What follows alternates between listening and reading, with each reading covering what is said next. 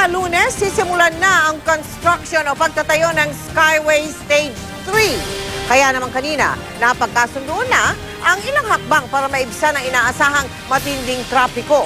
Mula sa Makati, nakatutok live si Sherry Ann Torres. Sherry Ann.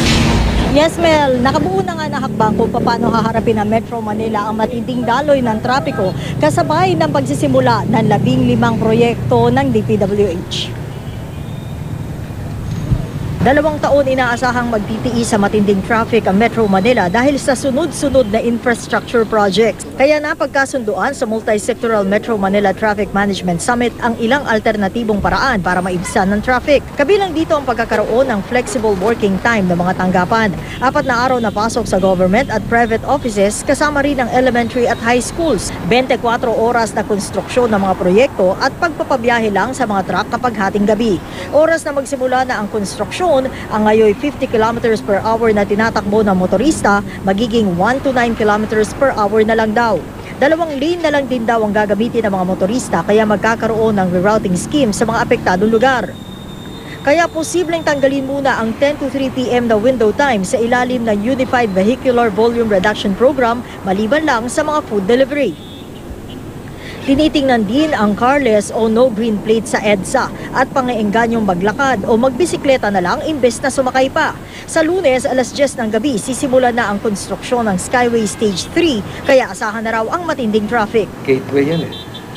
Yan yung galing pagbaba ng Buendia, Skyway, tapos Buendia papunta na yun ng San Andres. Yun yung Center Island.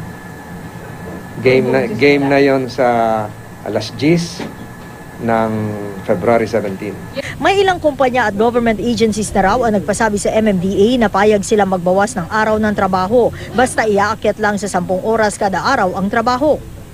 Positibo rin daw ang tugon ni Education Secretary Army Luistro sa panukalan na gawing 4 na araw muna ang pasok kada linggo. Receptive si Secretary Armin, so magmi-meeting tungkol dito.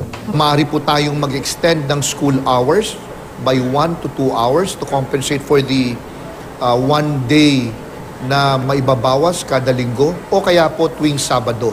Ang mga nasa trucking service at public transport sector, aminadong bababa ng husto ang kita nila dahil dito sa susunod na 2 taon. Pero handa raw silang suportahan ang mga proyektong ito.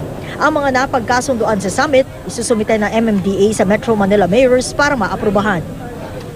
Mel, bukas sinaasahan din na muli ay magkakaroon ng matinding daloy ng trapiko sa Maynila dahil naman sa walkathon na ilulunsad ng ating mga kapatid sa Iglesia ni Cristo. Samantala dito sa kinalalagyan natin sa may Estrella, sa may EDSA, mahigpit ni rin ang daloy ng trapiko dahil nga rush hour at pa-weekend na. Mel? Happy Valentine's Day to you. Maraming salamat, Sherry Ann Torres.